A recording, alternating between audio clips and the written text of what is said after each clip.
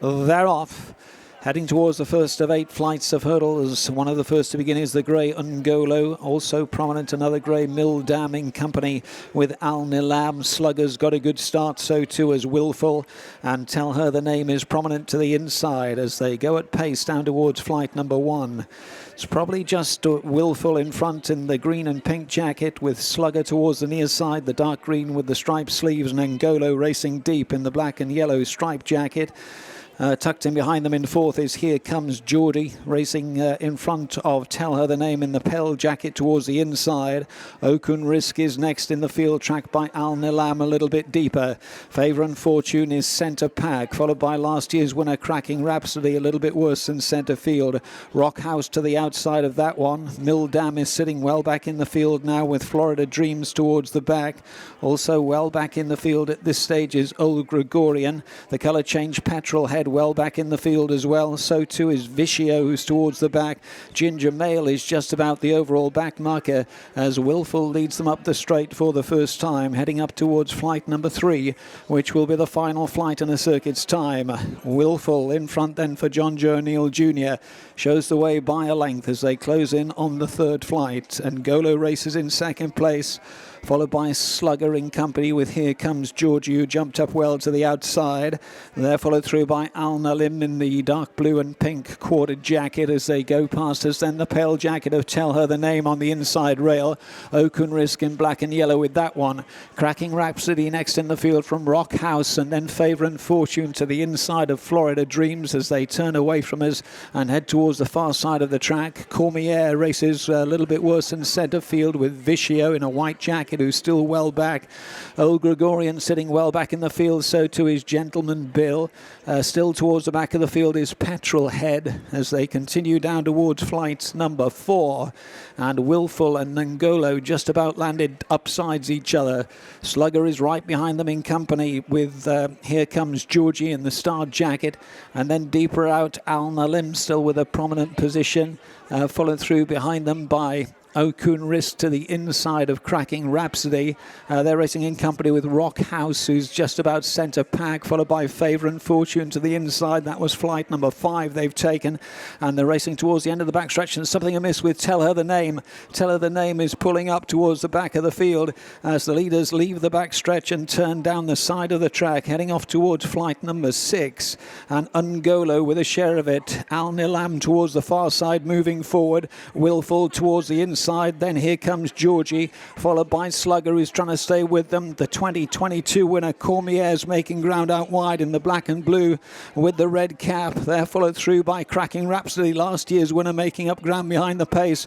Old Gregorian is next from Florida Dreams, and then Mildam, and they're followed by Petrol Head. Wilful is dropping out, and we've got a new leader. It's Alnilam, who leads down towards the... Oh, they've just bypassed the second last flight of hurdles, so only one flight of hurdles to go, and it's Alnilam in front here, chased by Here Comes Georgie in second. Deep on the track, Slugger is right there. Behind that one, trying to make ground, Cracking Rhapsody now picking up strongly. Up front, Alnilam trying to see off Cracking Rhapsody, going for the double. Up towards the final flight of hurdles they come. And Alnilam to the far side by a neck to Cracking Rhapsody, who's trying to close down this leader. Also trying to finish is Old Gregorian, who's joining in the battle. Then Slugger inside the final half they go. Cracking Rhapsody for a repeat win, just about hits the front. Alnilam towards the far side.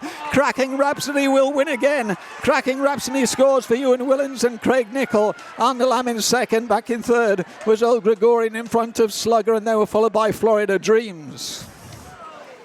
Well, for the second year running, Cracking Rhapsody wins the Bet365 Morebattle Hurdle here at Kelso for Craig Nichol, and the man that joins me now, trainer Ewan Whillans. My goodness, what a performance. Yeah, I'm speechless for once, Gordon. No, unreal. Like I said, he's for me it was a far deeper race this year, and obviously he was £13 higher than what he was last year. So I said this morning, I knew he was as well as he's ever been at home, and I knew he'd run well.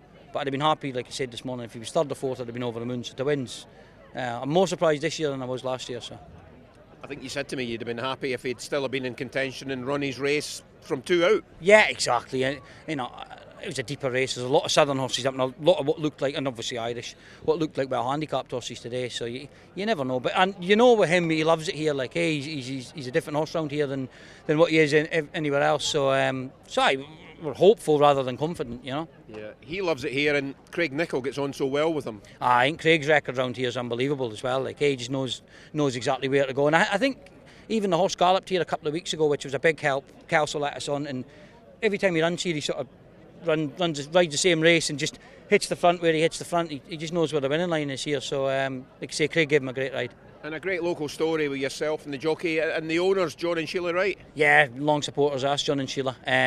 Brilliant owners. And like I say, when we bought the horse, never thought we'd get to these heights. But his attitude's unbelievable. The horse, he's an easy horse. He's easy, you know. He eats, sleeps, and does his work. He's never flashy at home. But luckily, John and Sheila bought him, and they're good owners in the sense that they'll let you run where you want to run or no run. If I phoned them this morning and said I wasn't happy with this or that, there wouldn't be any problem. So it makes my job easier. I know you want to enjoy the moment, but there is the £100,000 bonus if you go to Cheltenham and win. But you're thinking maybe Ayr in the spring or maybe even Ireland. Maybe, like we've said, he's a better horse round here. He's obviously might get £1 or £2 for that. So no, he's going to go up for that. And what Cheltenham's like, there's horses, very unexposed and very well handicapped at Cheltenham. But look, we'll maybe take him down. I'll have to speak to John and Sheila. We'll see. We're not going to know until the end of next week. We'll get him back tonight and see how he is. He'll have a few days off and we'll have a look. I think we've got 13 days. But if not, like you say, he was third. He was only beat a length in the race at Ayr last year. So Cheltenham's not the be all and end all. If you take the Scottish champion hurdle now. So and achieved so much. He's still only 6. Yeah, you forget. He's a second season novice, and he's a lot of people say he's lightly raced, and he's busy for October to sort of April time, but he'll run maybe once a month. Like he wouldn't be a horse that maybe for Cheltenham it might be different, but he's, like I say, he'll be hopefully back next year. Yeah. Counting your race as a jockey that you won, that's 3 times you've won it. Aye, I know. Like, I think it was a 0-135 when I won it. It wasn't quite as strong a race, and I think it was running a weekday if I mind right. Yeah. So, but no, like I say, Kelso's obviously we've been coming down here since we were kids, sort of thing. Like, so it's lovely. First place I'd like to have a big winner would be here anyway. So when we put that statue of you up here, where do you want it to be? I'll not be up on the statue. Put one of Craig up. It's fine, or the horse. Well done, Team Whillans. Thank you very much, Gordon. Cheers. Watch live racing now on racingtv.com.